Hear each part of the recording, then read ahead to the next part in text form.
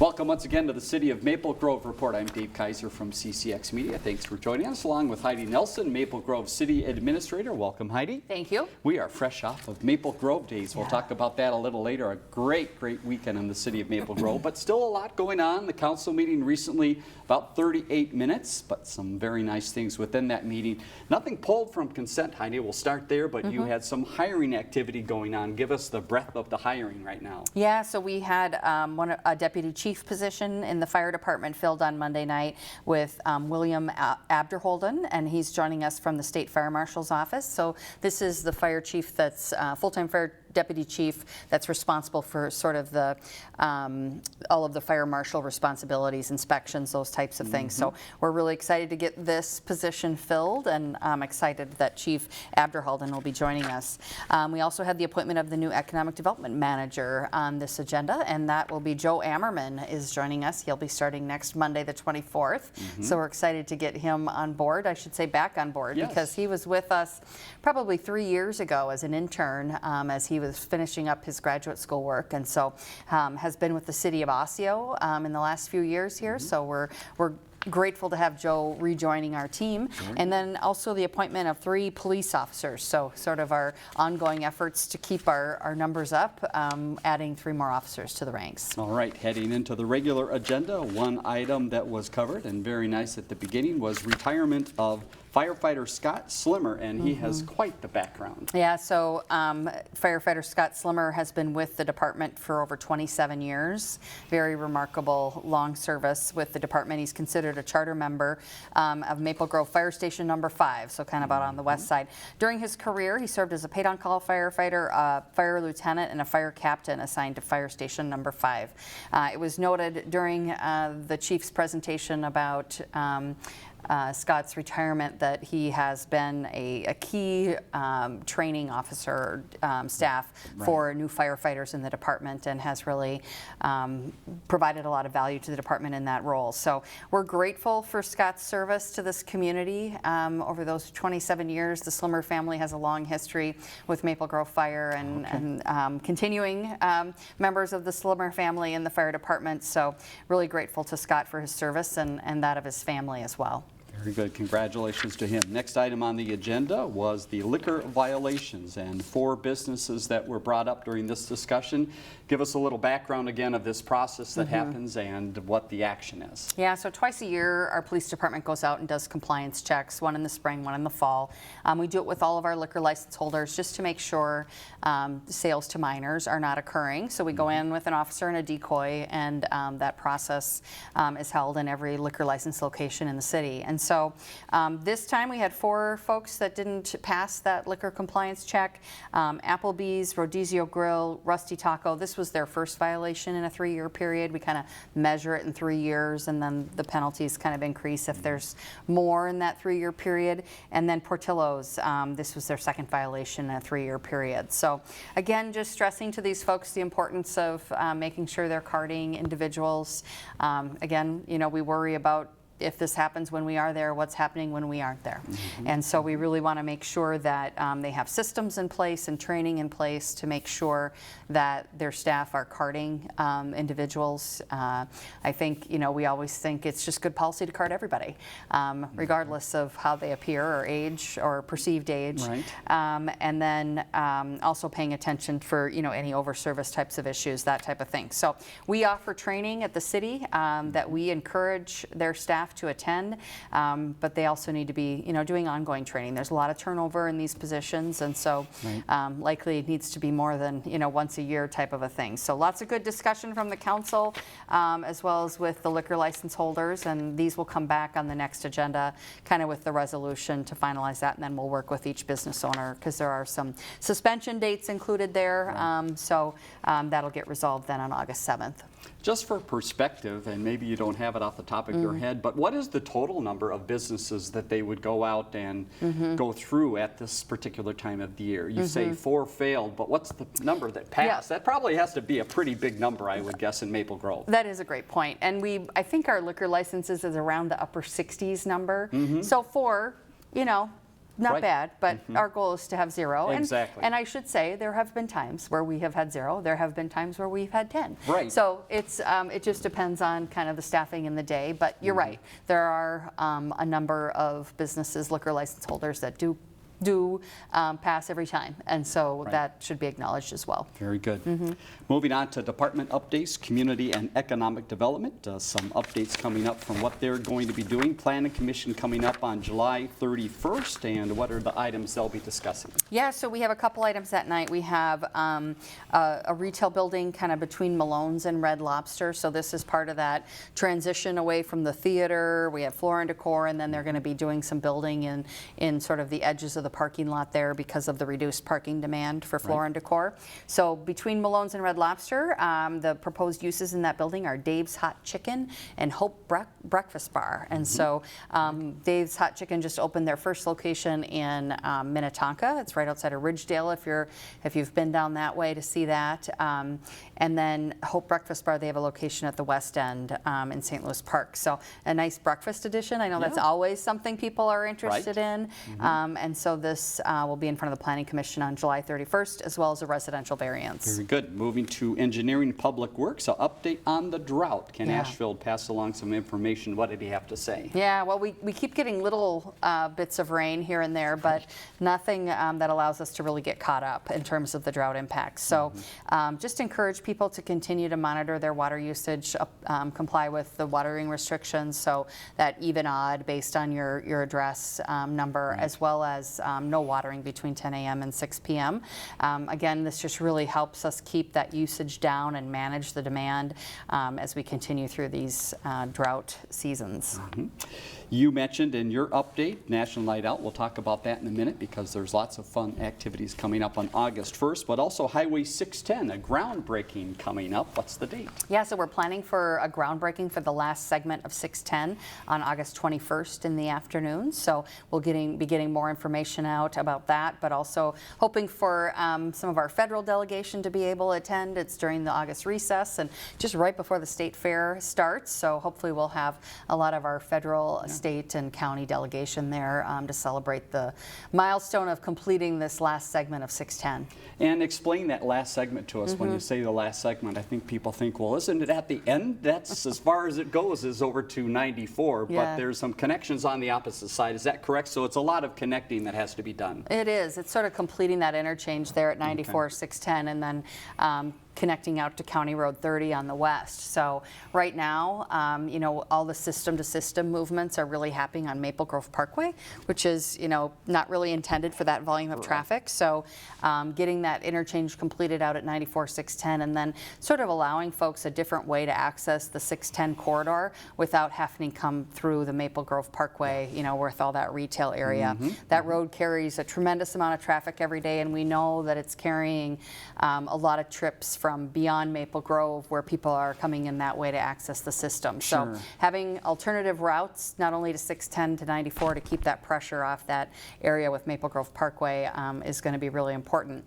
The other piece is that we see a lot of development interest in that area west of 94, what we kind of call the northwest quadrant of Maple Grove. And so this really kind of completes and provides that better access to that area of land out in the northwest quadrant. All right, more to come. We'll talk about it as that date gets closer. Speaking of dates, the next council meeting is August 7th, so we'll remind that for you later on in the program. But that's it for the meeting. Again, about 38 minutes. Let's jump ahead to some other things happening with the city and a lot going on. We mentioned Maple Grove Days at the start. Wonderful weekend. Everyone seemed to be having fun. Yeah, so I think everything went off without a hitch this year again. And so I think huge thank you out to the Maple Grove Community Organization and all the volunteers that serve that organization. Just if you look through, you know, the brochure for Maple Grove Days, just the myriad of events and the planning and volunteer power that it takes to make an event like this happen. The city is just forever grateful to MGCO for putting on this annual community event event. And also a huge thank you to our city staff.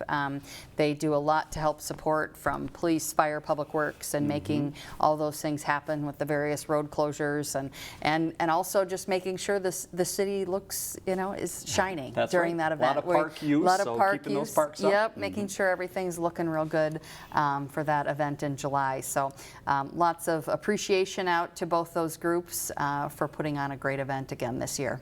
One of the big parts of Maple Grove Days is the Ambassador Program, and you have 3 new ambassadors that'll be around town on a regular basis. Yeah, so we were grateful that the Ambassador Program came back this year after a little break, COVID-related situation. So we have Aspen Erickson, Alexis Fowler, and Chloe Lamoth. So they have already been out and about, busy with us all day on Saturday of Maple Grove Days, the Hopkins Parade on Sunday.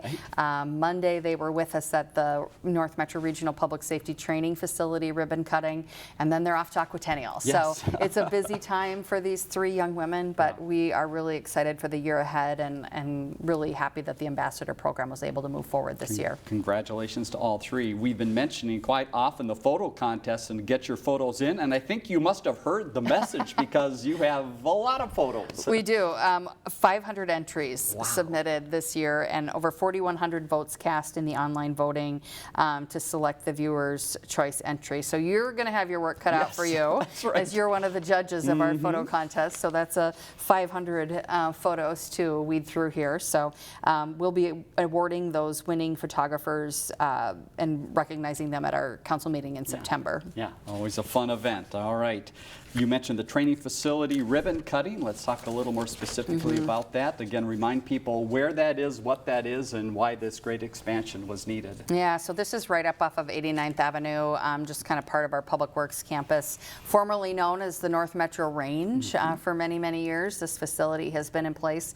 This was an expansion of that facility, and we've renamed it the North Metro Regional Public Safety Training Facility. We still kind of call it the NMR, but great facility expansion. This is a project that was about 7-8 years in the making, and combined funding from the state of Minnesota, Hennepin County, the city, and then our joint powers partners with Plymouth and Brooklyn Park. So pretty big commitment here to make this expansion happen. Hennepin County came to the table with $8 million to expand for a second range that is used mostly by Hennepin County. Okay. And then we added a significant amount of training space. And if you've had a chance, CCX did a nice story about it. WCCO did a nice story.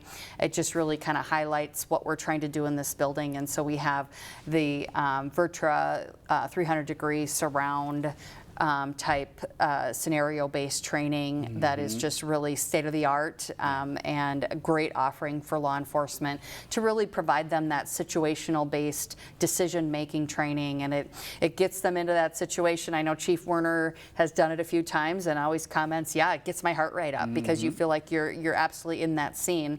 And then we have an operator for that that kind of changes the scenario based on the officer's actions. So it's a very kind of detailed system that really kind of gets officers into situations they're going to face on the street and helps them practice that decision making, which the greatest place to do that is in a training environment. So that, along with we have an area that has movable walls, and so you can kind of set up different scenarios about how you might enter a home or those types of things. And so that's a great situational training. And then a significant mat room. We've always struggled to have a dedicated space for use of force training. It can be a space where officers can get injured pretty easily. So this space is just set up and will be dedicated for that, and has a lot of great protections in that space to provide for a safe environment for training. So we serve over 20 agencies out of this facility, as well as post-secondary programs for law enforcement.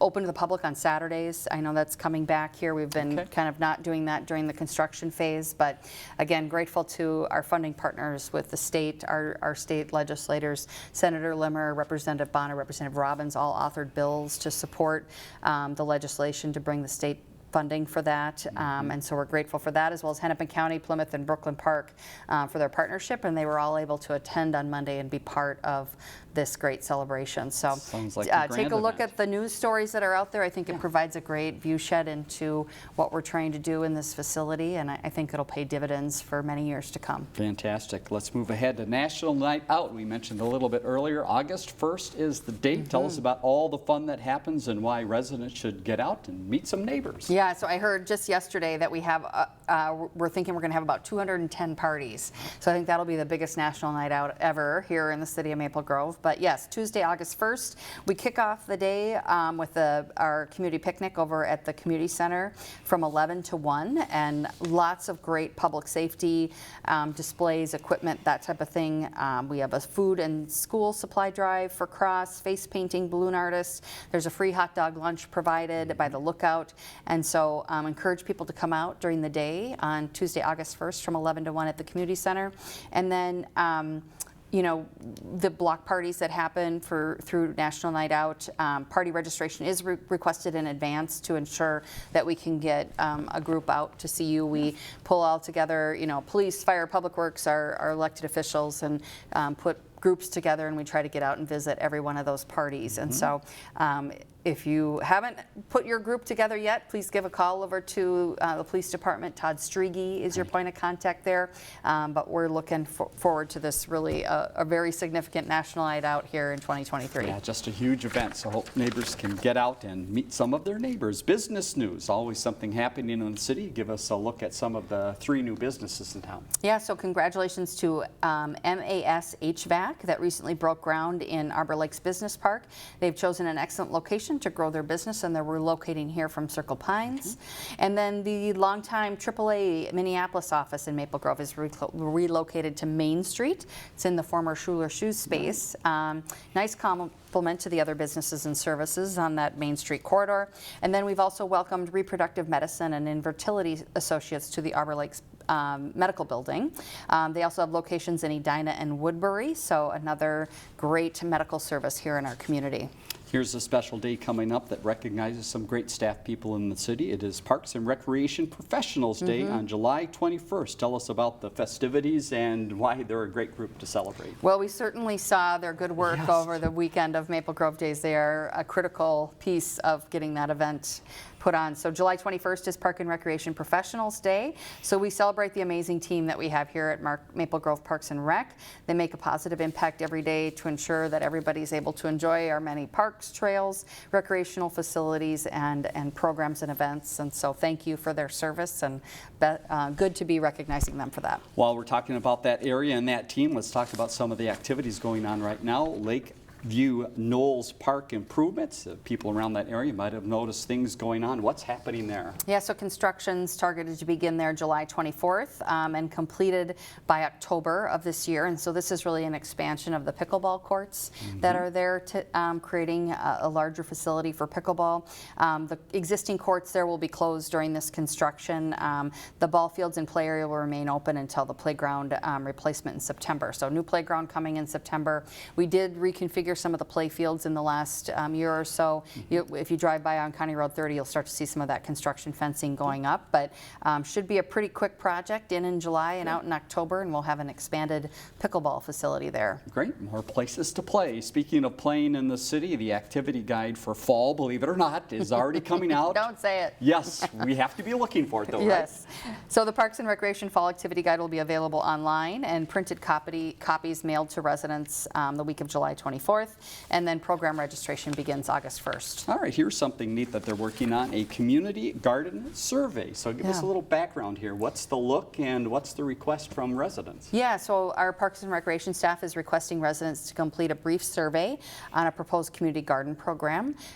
We do have that survey link is available on our city website. Okay. Residents are invited to provide input on if they would use a community garden, as well as the preferred location. We've got a few sites identified identified, and so we're looking for feedback on that. And they're located in 5 different Maple Grove parks. We do want to advance this project and get that garden open in the spring of 2024, and then spaces would be available for rent with priority given to Maple Grove residents. So check out that survey link on the city website for the community garden. Great. Website is maplegrovemn.gov. We'll give you that again at the end of the program. All right, some activities going on right now that you might want to get involved in. How about Town Green? A lot going on there always. Yeah, so we have the weekly entertainment. We have musical performances 7 p.m. on Monday and Wednesday evenings. They've been very well attended this summer.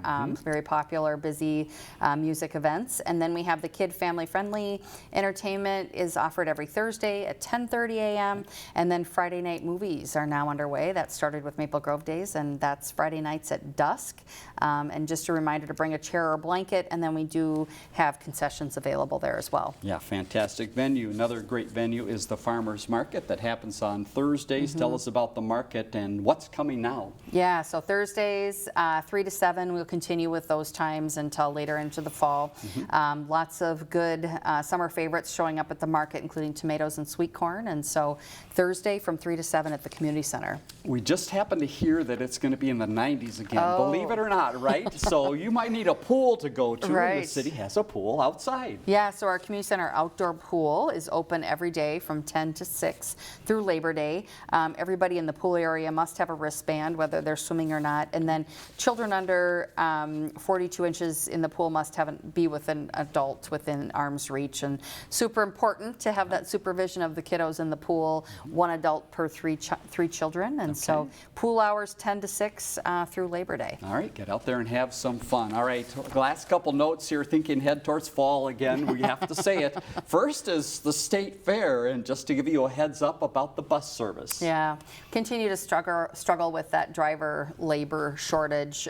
So Metro Transit will not be providing bus service from Maple Grove to the State Fair again this year.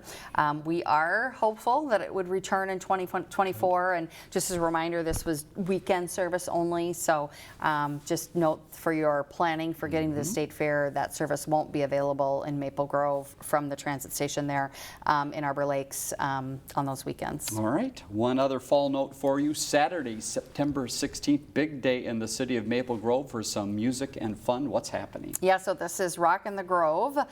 This event is put on by Maple Grove Lions Club, and they're going to be hosting as the headliner Hairball, and so that was consistent with last year. They had Hairball out and everybody loved it. So they return as the headliner with the Rolling Stoners and the Weekend Rockstar as the opening acts. Tickets are available at maplegrovelions.org, and there will be, of course, the live music, food, and beverages there that afternoon of September 16th. All right, great event for the community. After Maple Grove Days, get a little rest here and then get ready for that big one. Heidi, thanks for your time today and all the information. Let's leave you with that website and again that next council meeting date. Next date is Monday, August 7th, 7:30 at the Government Center. You see the website down at the bottom left. A lot going on in the city, so go there to find out more information, and also that survey we mentioned about the community gardens right there. For Heidi Nelson, I'm Dave Kaiser. Thanks for joining us on the City of Maple Grove Report.